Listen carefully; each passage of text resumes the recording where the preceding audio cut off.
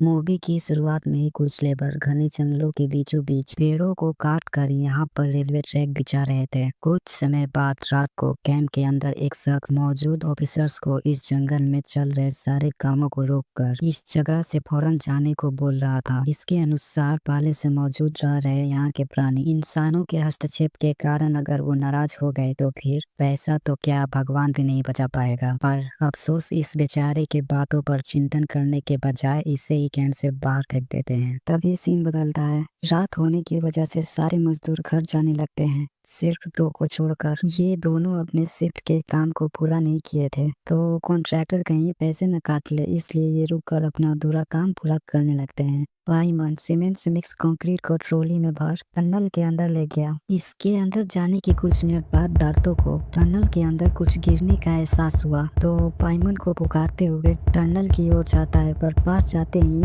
दीवारों में लगे लाइट ब्लिंक होने लग गए। तभी ऊपर से कुछ कंक्रीट जमीन पर गिरते हैं, तो ऊपर देखता है। ऊपर तो एक अननोन क्रिएचर पाइमन को पकड़े हुए थे, साथ ही पाइमन के शरीर के अंदर से कंक्रीट भी निकल रहे थे। इसके बाद क्रिएचर दोनों को खत्म कर देती है। इस डरावनी रात में जितने भी लेबर मौजूद थे वे सभी क्रिएचर्स द्वारा मारे गए। अब यहाँ से सीन जंगल में रेलवे ट्रैक लगाने के कई दिनों बाद संगकारा रेलवे स्टेशन पर दिखाया जाता है। यहाँ मौजूद सभी यात्री पहली बार उसी जंगल से होते हुए रिजॉर्ट में जाएंगे। इन्हीं यात्रियों में से मूवी की मेन कैरेक्टर पूर्णिमा और उसकी छोटी बहन कंबंग भी थी। ये दोनों टहलते हुए सेंटर में रखे एक डमी मॉडल के पास पहुंचकर अपनी बहन को बतलाती है कि संकारा स्टेशन से एक स्पेशल ट्रेन पकड़कर जंगल में बनाए 5 नए टनल से होकर रिजॉर्ट पहुंचेंगे, फिर वहां बहुत मस्ती करेंगे। पर कंबंग मानती नहीं। आपका अभी अभी ऑपरेशन हुआ है, आप सिर्फ आराम करोगे। ठीक है बाबा, मैं आराम करूंगी। फिर हम नए नए 5 टनल को बनवाने वाला तथा इस संकारा एरिया के मेयर मिस्टर बारा को और इस प्रोजेक्ट में फंडिंग करने वाला सेंटोसो को देखते हैं। सेंटोसो के साथ कुछ इन्वेस्टर्स भी थे। सेंटोसो का प्लान था कि ये मेयर की मदद से इस पूरे संकारा एरिया को टूरिस्ट हब बनाने का, इसलिए ये कुछ इन्वेस्टर्स को जंगल में बने नए टनल से होते हुए अपना रिजॉर्ट दिखाएगा। ये सब देख कर इसके फ्यूचर प्रोजेक्ट में इन्वेस्ट कर सके।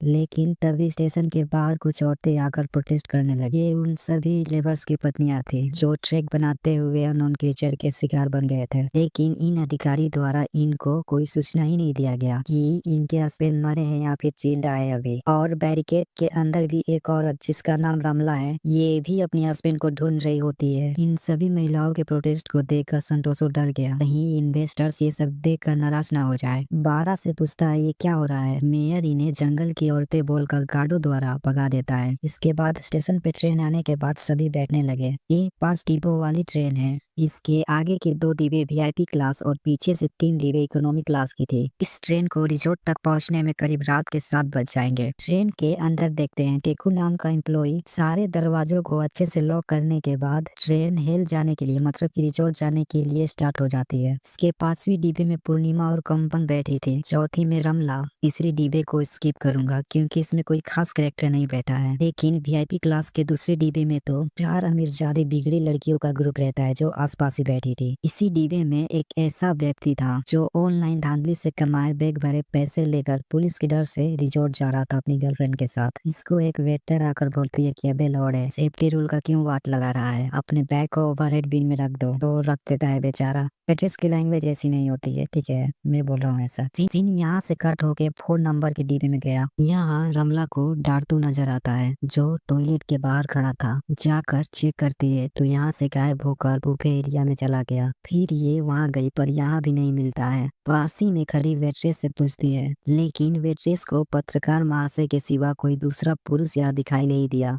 और इस डिब्बे के पास ही सट्टे डिब्बे में बारा और संतोषो बातें कर रहे थे। संतोषो को देखकर मिलने के लिए पास जाने लगी। वो वेट्रेस रोक कर बोलती है इकोनॉमी क्लास के लोग वीआईपी क्लास में प्रवेश नहीं कर सकते। आखिर में रमला यहीं रुककर संतोषो के बाहर आने का वेट करने लगी। अंदर दोनों के अलावा टेकुन भी था जो इनको ड्रिंक सर्व कर रहा होता है। तभी संतोषो मिस्टर बारा से स्टेशन पर महिलाओं के प्रोटेस्ट करने का कारण पूछता है, तो मिस्टर बारा सच्चाई नहीं बताता बल्कि उन पर ही गलत आरोप लगा देता है कि उनके हस्बैंड अच्छे से काम नहीं कर रहे थे, कंपनी ने काम से निकाल दिया, इसलिए प्रोटेस्ट कर रहे थे। फिर सीन चेंज होता है। डिब्बा नंबर 5 में पूर्णिमा रोज की तरह अपनी यादों को डायरी में संजो रही थी। इसके पास ही बेटी कम बंक पढ़ने के लिए मांगी, लेकिन पूर्णिमा इससे अभी सही समय नहीं आया बोलकर मना कर देती है। कुछ मिनटों के बाद बाहर एक कौवा ट्रेन की स्पीड मैच कर उड़ रहा था। ये देखकर कमबंग हैरान हो जाती है। तभी कौवा उड़ते हुए आकर इसके शीशे को टक्कर मार दिया। कमबंग को यकीन ही नहीं हो रहा था कि अभी क्या हुआ। इधर पूर्णिमा की तबीयत भी खराब लग रही थी। ये कमबंग को अपनी डायरी देकर बाथरूम जाने के लिए गई, पर 5 नंबर डिब्बे के बाथरूम के बाहर कतार लगा हुआ था, इसलिए 4 नंबर में चली गई। इस मौके का फायदा उठाकर कमबंग बिना परमिशन के डायरी पढ़ने लग जाती है। इस डायरी में पूर्णिमा की कमबंग के साथ बचपन से लेकर अभी तक की यादें ही थी, और पूर्णिमा बाथरूम में जाकर बार बार वोमिटिंग कर रही थी। तभी इसके पीछे कुछ सेकंड के लिए पाइमन अपीयर होकर गायब हो जाता है। इसके साथ ही ट्रेन टनल के अंदर प्रवेश कर गई। इसके टनल में प्रवेश करते ही 5वें नंबर में अजीबोगरीब चीजें होने लगा। कमबंग के पीछे वाली सीट पर एक बच्ची अपने मोम के साथ बैठी हुई थी। तभी एक और बच्ची चलती ट्रेन के बाहर इसको देखकर हंसते हुए पास हो गई। ट्रेन के अंदर सारी घटनाएं सीसीटीवी में रिकॉर्ड हो रहा था, तो मॉनिटरिंग कर रहे ट्रेन इंचार्ज मिस्टर सिद्दीक की नजर 5 नंबर डिब्बे के दरवाजा पर गए, जो अपने आप ओपन क्लोज हो रहा था। डॉन नाम के एक एम्प्लॉय को चेक करने भेजते हैं। इस डिब्बे के अंदर का माहौल धीरे धीरे इंटेंस हो रहा था। पूर्णिमा को भी बाथरूम में गए काफी समय होने की वजह से कमबंग कॉल करती है, पर कवरेज नहीं होने के कारण नहीं लगता, तो खुद ही ये चेक करने गई। वो तो इस डिब्बे के बाथरूम में थी नहीं, इसलिए 4 नंबर में चली गई। इसके जाते ही वही बाहर वाली बच्ची ट्रेन के अंदर आ नन्ही बच्ची का ध्यान अपनी ओर आकर्षित कर इसके साथ खेलने लग जाती है। कुछ मिनटों के बाद ये बच्ची अपनी असली रूप में डिब्बे के अंदर आ जाती है। इसको देखते ही बच्ची डर कर जमीन पर गिर पीछे हटने लगी। तभी डॉन पीछे से आकर बच्चे को डरता देख सामने देखता है। सामने भूतिया बच्ची के साथ वो क्रिएचर भी थी, तो ये चिल्लाने लग गया। इसके बाद 5वां डिब्बा अपने आप कटकर अलग हो टनल में ही रह जाता है, और इधर कमबंग को 4 नंबर वाले बाथरूम में पूर्णिमा मिल जाती है। जब इनको मालूम पड़ता है 5वां नंबर वाला डिब्बा गायब है, ये तुरंत बूफे वाले डिब्बे में जाकर टेकुन को बुला बतलाती है। टेकुन तुरंत जाकर 4 नंबर वाले पीछे के बाथरूम को लॉक कर देता है, ताकि पैसेंजर परेशान न हो। लेकिन तभी एक बंदा बाथरूम जाने के लिए आया। टेकुन इसे ये वाला खराब है, आगे वाले बाथरूम में जाने को बोलता है, पर ये बंदा सामने देखकर जोर से बोलता है 5वां डिब्बा कहाँ गया। इसकी आवाज को सुनकर सारे पैसेंजर भी पूछने लग गए। टेकुन इन्हें टेक्निकल ग्लिच का कारण और रेस्क्यू टीम के आने को बता शांत करा दिया। इसके बाद बुफे एरिया में पूर्णिमा से कारण का पता लगा बतलाता हूँ बोलकर चला गया। इधर पूर्णिमा भी फिर से वोमिटिंग करने बाथरूम चली जाती है। तभी कमबंग के मोबाइल पर डॉक्टर निग्रो कॉल कर बतलाते हैं कि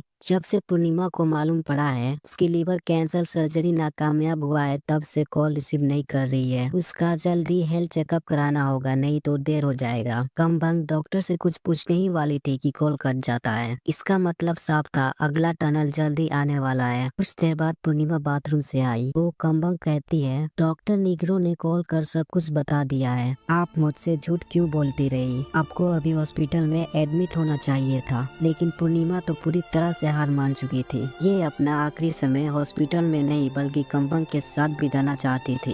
ये दोनों बिन माँ की पली हुई बच्ची थी। उनके पिता के काम में व्यस्त होने की वजह से ये इन दोनों को टाइम नहीं दे पाते थे। कमबंग बोलती है आप हार नहीं मान सकती, बहुत सारे इलाज है, मैं आपकी बालों को सफेद होना देखना चाहती हूँ। फिर सीन बदलता है। एक उन इलेक्ट्रिक पैनल को ठीक करने के लिए ओपन करता है। अंदर के बोर्ड में पूरी तरह से फंगस लग चुके थे, और एक अजीब तरह का जेली टाइप का लिक्विड भी था। इसको छूने के बाद टेकुन को शीशे के रिफ्लेक्शन में मरे हुए लेपर्स दिखाई दिए। जब पीछे देखा तो कोई नहीं था। तभी मिस्टर सिद्दीक आकर पूछते हैं यहाँ क्या कर रहे हो? सर मैंने यहाँ किसी को देखा है जो मर चुके थे। पर सिद्दीक यकीन नहीं करते। ये यहाँ ड्राइवर के रेडियो खराब होने की वजह से ठीक करने आए थे, ताकि इमरजेंसी में कंट्रोल रूम से संपर्क किया जाए, और इलेक्ट्रिक पैनल का हाल तो पहले से ही बेहाल था। फिर टेकुन आगे बताता है 5वां डिब्बा ट्रेन से अलग हो गया है। सिद्दीक फिर टेकुन की बातों पर यकीन नहीं कर पाते, क्योंकि ट्रेन से कोई भी डिब्बे को अलग करने के लिए एक स्पेशल टूल लगता है। इसके बाद टेकुन को साफ साफ बता देते हैं संतोषो को ये मालूम नहीं पड़ना चाहिए, और 4 नंबर डिब्बे के पैसेंजर्स को अच्छे से संभालना, कोई भी गड़बड़ी नहीं चाहिए। इसके बाद टेकुन चेहरा का हुलिया सुधारने के बाद पूर्णिमा से डिब्बा गायब होने का टेक्निकल इशू बताता है।